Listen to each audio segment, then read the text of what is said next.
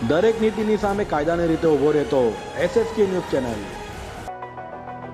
T સાર્વજનિક high school ખાતે ભવ્ય આનંદ મેળાનું આયોજન કરાયું હતું, જેમાં મોટી સંખ્યામાં લોકો જોડાયા હતા. સાર્વજનિક એજ્યુકેશન સોસાયટી સંચાલિત ટી સાર્વજનિક હાઈસ્કૂલ ખાતે પૂર્વ પ્રાથમિક અને પ્રાથમિક વિભાગ દ્વારા 10 ફેબ્રુઆરી શનિવારના રોજ ભવ્ય આનંદ મેળાનું આયોજન કરવામાં આવ્યું હતું. આ કાર્યક્રમની થીમ પર્યાવરણ આધારિત હતી. કાર્યક્રમનું ઉદ્ઘાટન અશોક સીતા વૃક્ષનું વૃક્ષારોપણ થકી કરાયું હતું. તો કાર્યક્રમના મુખ્ય મહેમાન વિરલ દેસાઈ ઉપસ્થિત રહ્યા હતા.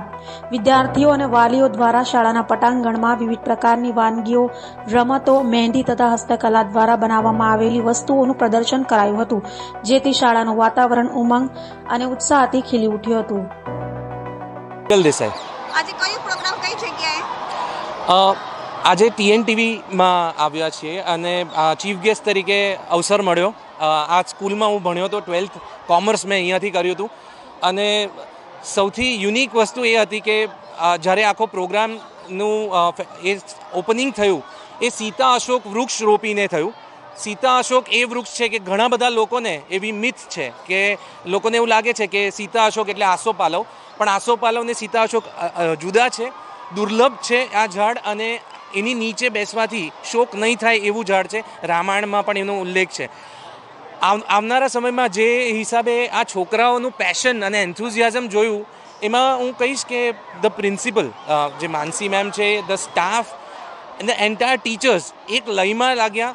બધા છોકરાઓને જે પેશન જોયું, એન્થુઝિયાઝમ જોયું, આઈ એમ અમેઝડ. અદ્ભુત પ્રોગ્રામ હતો. જે ડ્રમ્સને અને જે બેઝિક વસ્તુને એમને યુટિલાઇઝ કરી છે એ અદ્ભુત છે. આ ખાલી સ્ટાર્ટિંગ છે. આના પછી અમે ઘણા બધા પ્રોગ્રામો આ લોકો સાથે કરશું અને શાળામાં જેટલા વધુ ને વધુ વૃક્ષો રોપાય આવનારા સમયમાં એ કરશું. એટલે આપણું સપનું એ છે કે દરેક બાળક અહીંયા જે ભણે છે અથવા ટીચર્સ, પ્રિન્સિપલ, એ બધાને એક સારી હવા મળે, ફિલ્ટર થઈને પોલ્યુશન ઓછું થાય અને પતંગિયા દેખાય, સહીસૃપો આવે, ચકલીઓ આવે. તો આવનારા સમયમાં વધુ ને વધુ વૃક્ષો રોપીને અને વૃક્ષોનું કન્સર્ન આપીને કે એ લોકો ખાલી સ્કૂલમાં નહીં પણ ઘરે પણ આજુબાજુ કોઈ એમના વિસ્તારમાં રોપી શકે ને એ વૃક્ષ દત્તક લઈ શકે, એવું અમે જરૂરથી કરશું. मेरा नाम मानसी दादानी है. मैं TNTV सार्वजनिक हाई स्कूल प्राइमरी सेक्शन की प्रिंसिपल हूँ. आज का ये जो प्रोग्राम है ये कार्निवल प्रोग्राम रखा गया है, जिसमें बच्चों के टैलेंट को भी शो किया गया है. प्लस हमारे जो चीफ गेस्ट श्री विरल देसाई जी आए थे, जो कि इंडस्ट्रियलिस्ट हैं, प्लस इको प्लानर भी हैं और प्रकृति के बहुत करीब हैं. तो मैं चाहती हूँ कि हमारे बच्चे, आज की जो जनरेशन है, वो भी ऐसा कुछ सीखे.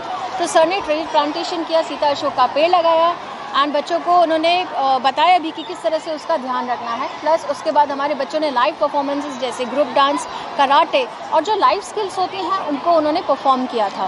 तो TNTV होलिस्टिक डेवलपमेंट में बहुत मानता है. तो सिर्फ पढ़ाई के साथ साथ स्किल्स और दूसरी एक्टिविटीज़ भी की जाती हैं यहाँ पर. फूड स्टॉल भी रखा गया था. फूड स्टॉल रखा गया था, जिसमें बच्चों ने अपने हाथों से आइटम्स बनाए हैं और अपने हाथों से ही वो सर्व करेंगे, ट्रांजेक्शन करेंगे पैसों का, और उनके साथ सिर्फ उनके पेरेंट्स उनके हेल्प के लिए हैं. कितने बच्चों ने पार्टिसिपेट किया? यहाँ पे 29 है और ऑलमोस्ट 55 स्टूडेंट्स ने पार्ट लिया है. बच्चों और वालियों को क्या कहेंगे? मैं उनको यही कहूँगी कि थैंक यू सो मच कि आपने हमारे साथ साथ, हम सिर्फ टीचर ही नहीं, आप लोग भी हम उनके डेवलपमेंट में आपने इतना साथ दिया है. So thank you so much to the parents, to my chairman person, जिन्होंने हमें बहुत गाइड किया, हमारे साथ खड़े रहे, टू आवर चीफ गेस्ट जो टाइम पे एकदम से आके उन्होंने सब कुछ बहुत अच्छी बात बताई पर्यावरण के बारे में और हमें हमारा इतना साथ देंगे, उसके लिए बहुत बहुत थैंक यू.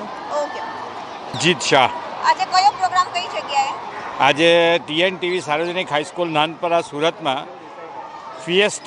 TNTV ફિએસ્ટા નામનો પ્રોગ્રામ કરવામાં આવ્યો છે. એટલે એની અંદર બાળકોએ આમ આપણે જેને આનંદ મેળો કહીએ છીએ તેવા પ્રકારનો આ કાર્યક્રમ છે, પણ એમાં કંઈક વિશિષ્ટતા છે. અને આનંદ મેળા કરતાં વિશિષ્ટતા આમાં એટલી છે કે બાળકોને સાથે સાથે નવી શિક્ષણ નીતિમાં જે પ્રોજેક્ટ કરવાની વાત છે અથવા તો પ્રવૃત્તિમય શિક્ષણની વાત છે, તે વાતનો આમાં સમાવેશ કર્યો છે કે જે બાળકો પૈસાની કે ગણિતની અંદર આપલે કરતાં શીખે છે. સાથે સાથે અમે આ જે દરેક આઇટમો આમાં ખાવાની જે પીરસવામાં આવનાર છે તે દરેક આઇટમમાં કઈ કઈ વસ્તુઓનો સમાવેશ કરવામાં આવ્યો છે અને એની કેટલી કેલરી છે એની પણ નોંધ અમે આ દરેક આઇટમ સાથે મૂકી છે. એટલે બાળકો ફક્ત આનંદ કરે, આનંદ તો કરે જ, એની સામે કોઈ વાંધો નથી, પણ આનંદ કરતાં કરતાં શિક્ષણ મેળવે એ ઉદ્દેશ્યથી આખા આ કાર્યક્રમનું આયોજન થયું છે. કેટલા ધોરણના બાળકો છે? 1 થી 8 ધોરણના બાળકો છે. બાળકોને અને વાલીઓને શું કહેવા માંગશો?